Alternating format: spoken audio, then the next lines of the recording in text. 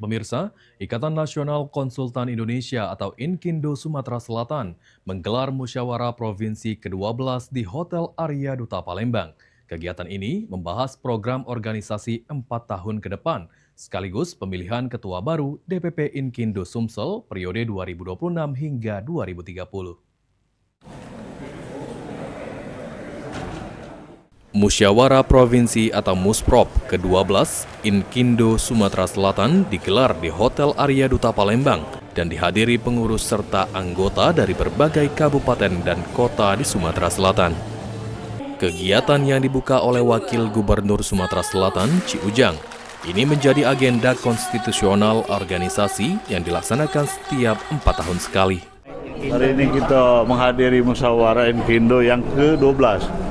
Alhamdulillah tadi sudah kita buka dan untuk selanjutnya silakan anggotanya untuk bermusyawarah, untuk mungkin bisa mufakat ataupun dia voting atau siapa terpilih ketua yang baru untuk ketua Inkindo untuk bisa bekerja sama dengan pemerintah, bisa bekerja sama dengan masyarakat dan bisa membangun Sumatera Selatan.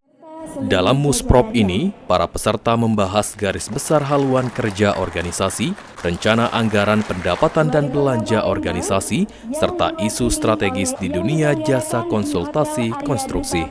Ketua Umum DPN Inkindo, Eri Heriadi mengatakan, Musprop kali ini menjadi penting karena Sumatera Selatan akan menjadi tuan rumah Musyawarah Nasional Inkindo pada bulan Desember mendatang. Karena itu, ia menekankan agar seluruh proses pemilihan berjalan kondusif dan harmonis.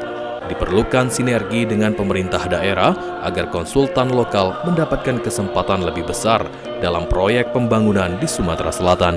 Musprop ini dibuatlah program garis besar haluan program ke depan 4 tahun, kemudian rencana anggaran belanjanya juga RAPBO-nya, dan kemudian ada pemilihan ketua Inkindo Sumatera Selatan periode 2026-2030. Nanti di sore hari mungkin atau malam hari.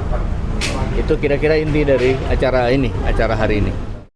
Sementara itu, Ketua DPP Inkindo Sumatera Selatan, Erza Nandana Sembiring menyebut, Musprop ke-12 ini menjadi momentum menyusun program baru untuk meningkatkan kompetensi dan daya saing konsultan lokal.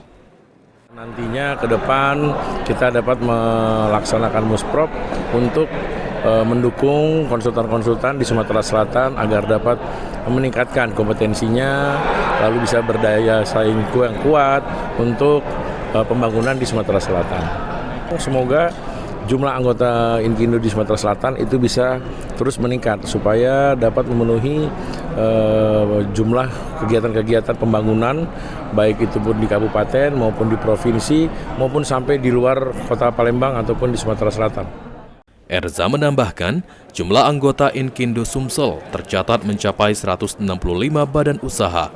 Kedepan, Inkindo berharap jumlah tersebut terus meningkat dan mampu mendukung pembangunan di berbagai daerah di Sumatera Selatan.